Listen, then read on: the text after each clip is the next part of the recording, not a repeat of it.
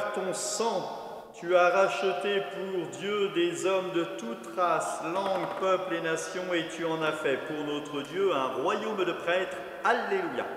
Première lecture, lecture du livre des Actes des Apôtres, chapitre 18, versets 9 à 18. Psaume 46, Dieu est le roi de toute la terre, l'antienne de l'Évangile. Le Christ devait souffrir et ressusciter d'entre les morts pour entrer dans sa gloire. Évangile de Jésus-Christ selon saint Jean, chapitre 16, versets 20 à 23. En ce temps-là, Jésus disait à ses disciples, Amen, Amen, je vous le dis, vous pleurez et vous lamentez, tandis que le monde se réjouira. Vous serez dans la peine, mais votre peine se changera en joie.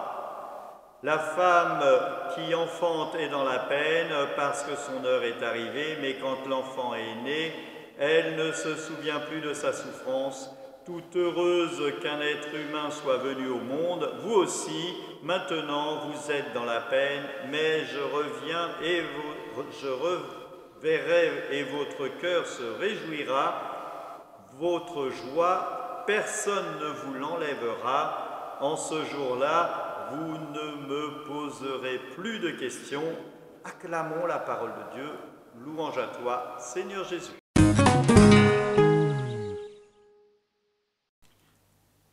Nous reprenons la lecture du livre des Actes des Apôtres et nous voyons Paul devant le tribunal et le Galion fait preuve de justice.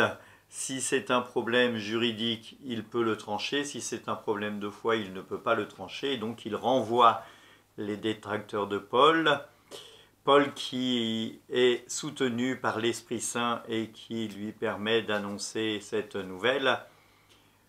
Nous voyons que il faut un bouc émissaire et c'est Sosthène qui va servir de bouc émissaire et qui deviendra, après le départ de Paul, sûrement celui qu'on appelle le chef, le presbyte de cette communauté.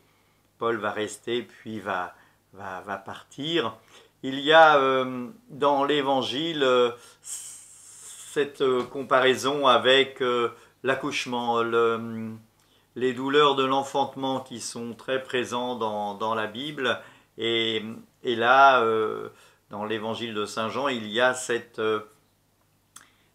comparaison. Le Christ fait cette comparaison de la naissance de l'Église qui va se faire dans les douleurs de l'enfantement, et une fois l'Église ouverte et grandie, on sera dans la joie.